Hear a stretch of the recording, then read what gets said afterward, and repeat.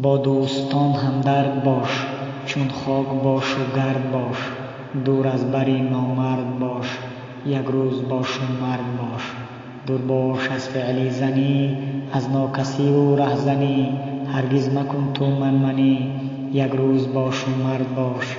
100 سال نامردانه حیف، نامرد را جانانه حیف. بر او زنی دیوانه حیف، یک روز باش و مرد باش. هرگز یگان وقت بهر زن، از پشت مادر گپ مزن. این کاری مرد نیست کاری زن، یک روز باش و مرد باش. دل پاره بینمود مادرت، از سوز و از دردی سرت.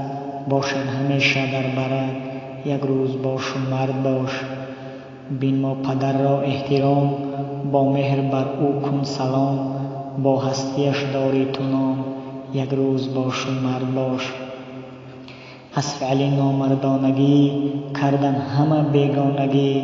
ماندی چو مرغی خانگی، یک روز باش و مرد باش. هرگز مخور تو حق کس، نیشه مزن مثلی مگس. بر قدر یارانت برس، یک روز باش و مرد باش. هرگز نکردی بندگی، از خود بمانی گندگی. یاران زد تو دل کندگی، یک روز باش و مرد باش. زهر میچکانی مثل مار، بر قلب هر یک بیمدار. روز تو هم میگردی خوار، یک روز باش و مرد باش. دو روی از زن بدتر است، هم بدتر از گاو و خر است. ناآدم و ناباور است، یک روز باش و مرد باش.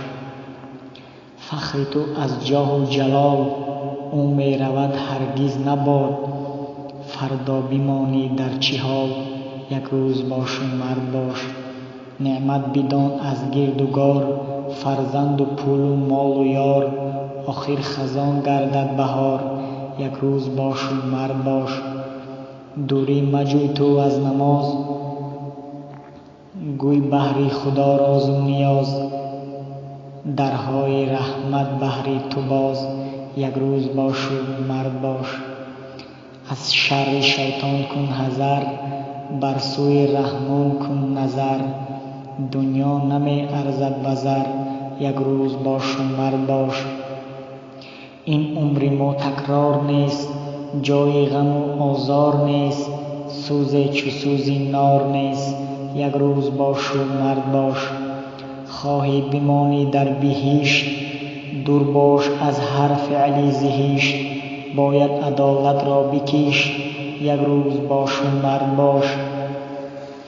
چی می دهد کبر و غرور، دوستان ز تو گردیده دور.